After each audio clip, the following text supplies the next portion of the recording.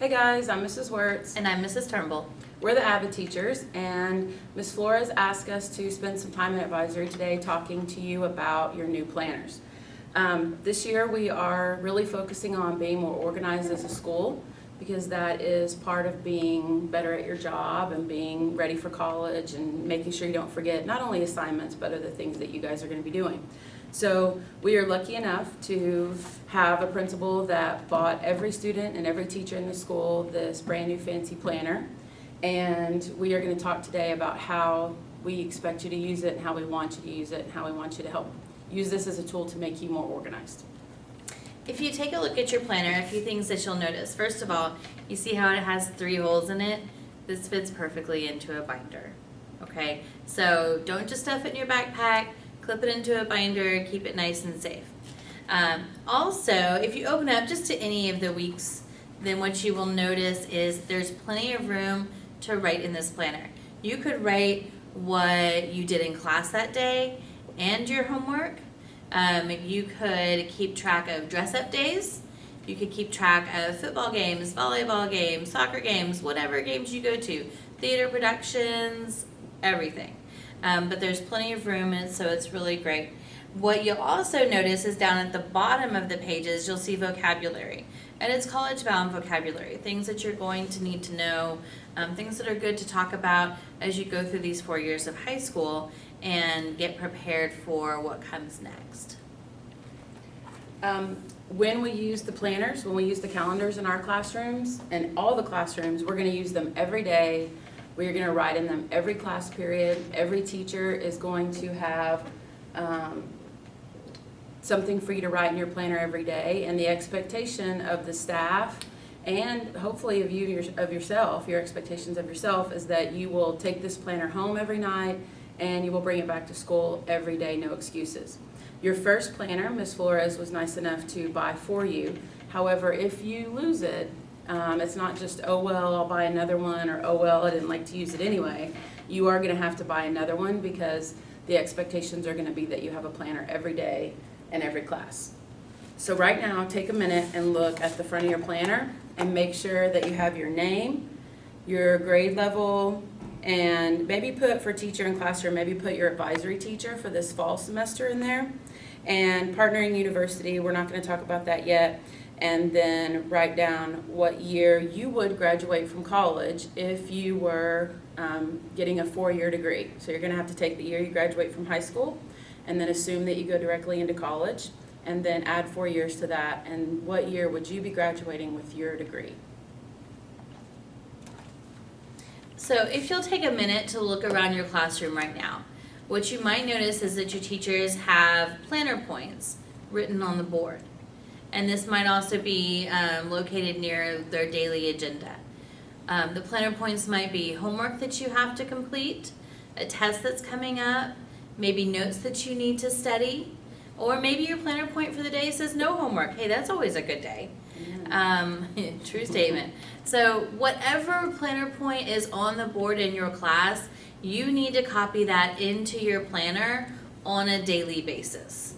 Okay, so the first thing you do, either the first thing or the last thing, when you get to a class or before you leave a class, you need to make sure that you have copied the planner points into your planner. Your teachers will be checking this. This will be a ticket out the door at least once a week for the first several weeks. So please make sure that you're keeping up with this. Other things that you need to make sure you do with your planner is that when teachers post grades every Tuesday, freshmen, you might not know that yet, but teachers here post your grades every Tuesday. You need to go ahead and write your grades in your planner for that class. This is really good for you to see how your grades progress. It's also a great way for your parents to see your grades on a weekly basis if you don't have internet access or Skyward access at home. Additionally, you want to make sure that if your teacher assigns you a mandatory block lunch tutorial, that you record that in your planner. And so what's going to happen, and we've talked about this as teachers, when you attend that block lunch tutorial and you complete your assignment, then your teacher will sign off in your planner. If you don't show up to your block lunch tutorial, then your teacher is going to ask to see your planner and ask where you had that written and recorded. So there will be an accountability system. This will also help to decrease the amount of late work, forgotten due dates, because if you turn in an assignment late or you walk into class and you say, oh, I don't know what I'm doing, and your teacher says, well, you don't have your assignment, let me see where you wrote it in your planner. If you don't have it in your planner, that's the root of our problem. So we're hoping that this will reduce the amount of late work and the amount of zeros that we see in our grade books.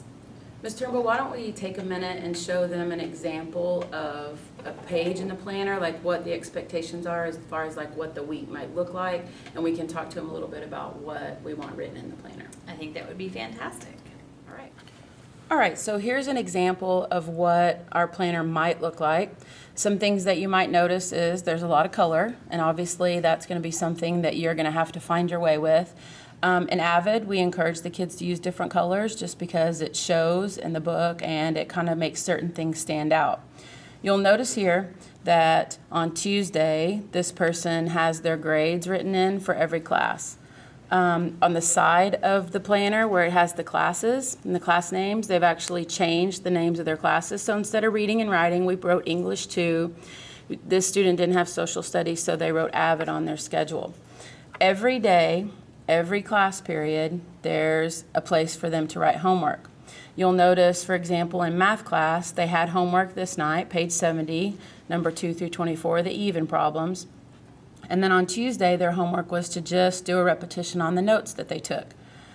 On Wednesday, they didn't have any homework, but their teacher reminded them to look over their notes because obviously they're going to have a test. You'll see here on Wednesday that this student wrote down the things that they want to do during block lunch. They have baking club, A block on Wednesday. They're going to go to A block tutorials for English on Tuesday. They're going to go to B block tutorials for science on Wednesday. And you'll also notice that we faked a little teacher signature here to kind of give you the idea of this person was supposed to go to A block tutorials, and there we can see the teachers initialed it, so that is proof that that kid showed up at tutorials, which is what we want. If you're having trouble with your grades, the idea is that we should be able to look at your planner and see where we wanted you to go to tutorials and see if you showed up. This student is showing up at all of the tutoring for the week, and so we should see a rise in the grades. You also notice that this person has volleyball, and so they're not only writing academic things in their planner, they're also writing that they have a game, that they need to tell their mom they have to stay late for practice that day. We have things written in for a canned food drive. The planner is going to be a great tool for you to stay organized if you look at it. Now, the planner is only good if you write in it every day, every class period, and then when you get home at night, you remember to look at your planner and then actually do the things. Also, what you could do is on your homework, you could check off the things as you get them done. So some people like to highlight the homework to show that it's done. Some people like to put a check mark. It just depends. You'll have to find your system, and you'll have to find the best way that you can remember to use your planner. All right, the next thing that we want you guys to do is turn to page 6 in your planner. This is a place where every month you can choose to set some goals. You can see that we have a whole month planner above the goals. And right now what we'd like for you to do is every student in the school, we'd like for you to choose 2 of these goals, and we'd like for you to set a goal for yourself. You're going to pick 2 of them. So for example, maybe your goal is going to be about reading. Maybe you want to make a goal about math, or maybe you have another goal. Maybe this is about athletics, or maybe just study habits or something like that. Or maybe you have a character goal. Maybe you have something that you're working on, like trying to be more dependable or trying to be a better friend. What we'd like you to do right now is take a few minutes and choose 2 of these 4 goals, and we'd like you to be specific on your goal and write what you'd like to do. For example, if you're going to write a math goal, don't just write, I want to do better in math. That's a really hard goal for us to measure. So what I'd like for you to do is say, maybe instead of I'd like to do better in math, maybe your goal would be, I want to earn at least an 85 in math when the teacher posts the grades next time. Or perhaps you want to earn at least an 80 on the first test that you have. So we want to put something specific that you can measure. And then after you choose which 2 goals you're going to write about, you're going to choose 2 steps or 2 action steps, 2 things that you could do to reach that goal. So for example, if your goal is about math and to make a certain grade on the first test, maybe your action steps, one action step is to study 30 minutes every night to prepare for the test. Maybe your second action step is to write in your planner every day. Or maybe your second action step is to see that teacher twice a week for tutorials, just to make sure that you're checking in. Whatever the action is that you need to do, you're going to choose 2 of them and write those in. So let's take a minute, choose 2 of these categories, 2 of the 4, write your goal, and then write 2 action steps, 2 things that you could do to reach that specific goal. Okay, so now we've been over all of the nuts and bolts of how to keep a planner. And Mrs. Wertz did a great job of going through all the benefits and how this can help keep you organized. So here is your task. Over the next month, we want you to start writing in your planner every day, every class period. Your teachers are going to be checking in on this.